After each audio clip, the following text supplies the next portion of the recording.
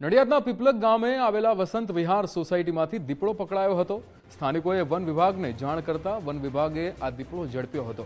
સ્થાનિકોના જણાવ્યા મુજબ હજુ પણ અન્ય એક દીપડો હોવાની આશંકા છે। વન વિભાગે નાગરિકોને રાત્રે એકલા બહાર ન નીકળવાની સૂચના આપી છે।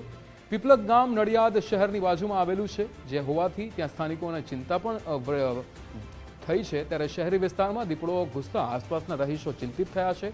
દીપડો પકડાયો ત્યાંથી અડધો કિલોમીટર દૂર આઈપીએલ ફેન પાર્ક છે। અહીં મોટી સંખ્યામાં લોકો મેચ જોવા પહોંચતા હોય છે। દીપડો પકડાતા લોકોએ રાહતનો શ્વાસ લીધો, પરંતુ ચિંતા હજુ પણ યથાવત છે।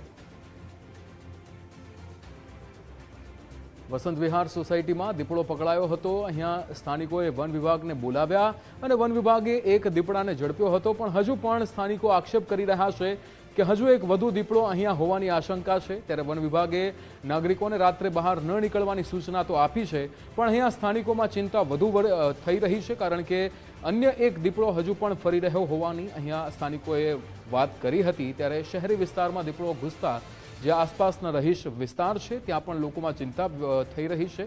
દીપડો પકડાયો ત્યાંથી અડધો કિલોમીટર દૂર આઈપીએલ ફેન પાર્ક પણ છે, જ્યાં લોકો મોટી સંખ્યામાં મેચ જોવા માટે આવતા હોય છે।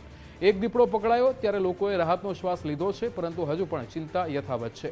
આપણી સાથે કિશન રાઠોડ ફોન લાઈન પર જોડાઈ ગયા છે। કિશન, આજે વસંત વિહારમાં દીપડો પકડાયો છે, અહીંયા વન વિભાગે એક દીપડાને તો ઝડપ્યો છે, પણ હજુ એક દીપડો ફરી રહ્યો હોવાની વાત સ્થાનિકો કરી રહ્યા છે।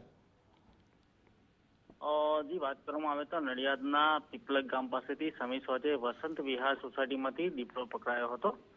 સ્થાનિકોએ વન વિભાગને જાણ કરતા વન વિભાગે પાંજરું મૂકી ગોઠવી દીધું હતું। ત્યારબાદ આજ સાથે સ્થાનિકોના જણાવ્યા અનુસાર હજુ પણ એક અન્ય દીપડો ફરી રહ્યો હોય તેવાની આશંકા સેવાઈ રહી છે।